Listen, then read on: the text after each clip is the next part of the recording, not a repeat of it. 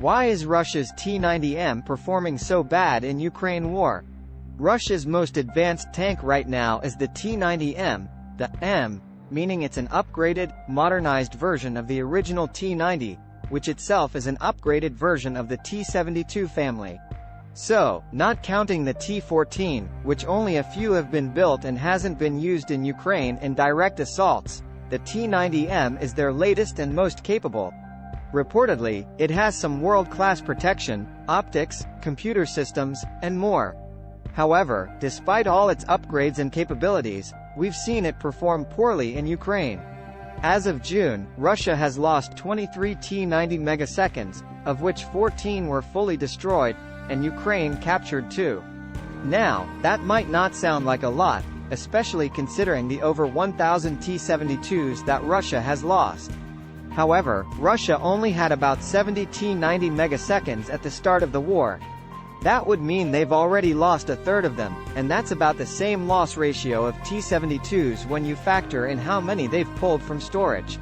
So why is it not doing any better than any other tank? One big issue is a significant design flaw that most Russian tanks have: the ammo carousel design.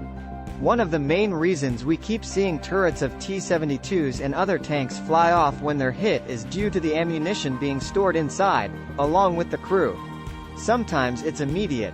Other times, you'll see the tank burn or smoke for a while before the ammo detonates, which is often referred to as cooking off. The T-90M somewhat solves that issue by storing most of its spare ammunition in racks and bins outside the tank. However, its carousel is still inside and very susceptible to cooking off when penetrated. The T-90M also has some additional protection against this over its predecessors in the form of a thin layer of aluminum around the carousel and an additional layer of emirate Kevlar. But it's still just under the crew, and if it cooks off, it'll be catastrophic every time. So that alone is a real design issue, especially when there have been newer designs that have used older Soviet tanks like the T-84,120, which has mostly solved that problem by moving the ammo carousel out and away from the crew compartment, with blowout panels directing energy away from the tank, greatly increasing survivability. However, the T-90s and T-72s all pretty much come from the same base design, so many of the faults the T-72s and the T-90s also have. One major one is its incredibly low reverse speed, just 4 km per hour, 2.5 miles per hour. Compare that to the US M1 Abrams, which is capable of 40 km per hour, about 25 miles per hour, in reverse. Such a slow reverse speed can make a massive difference in a battle if the tank needs to withdraw quickly or move back to a safer position in a fight. Having the turret facing backward greatly reduces its ability to return fire effectively and means the weaker rear hull is now facing the enemy.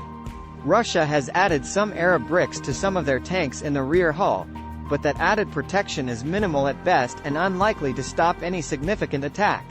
Other tanks outside the T-72 and T-90 family, like the T-80, don't have this issue and actually have higher reverse speeds. Some countries offer upgrades to T-72s that greatly increase the reverse speed, but Russia itself still has not, despite the T-90M being their latest and most capable tank. So why hasn't Russia fixed these issues? It's likely due to several reasons. The carousel design inside and beneath the crew is simpler, more reliable, less expensive to produce, and more compact, allowing for smaller and lighter tanks. Similarly, a more capable engine and transmission for higher reverse speed means larger and more complex tanks.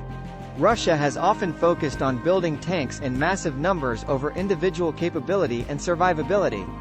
Furthermore, training, command problems, and logistics have been long-standing issues for Russia's military, and they likely won't be solved anytime soon. During a war, criticizing or discussing problems can be seen as unpatriotic or an act of treason, which happens in Russia and other nations. Finally, there are reasons outside of Russia's control, such as changes in warfare tactics that have made tanks more vulnerable. In conclusion, the T-90M's performance is affected by design flaws, training, tactics, and changes in warfare. While Russia has the ability to adapt and learn, These issues are deeply rooted and will continue to pose challenges for their tanks. Thanks for watching.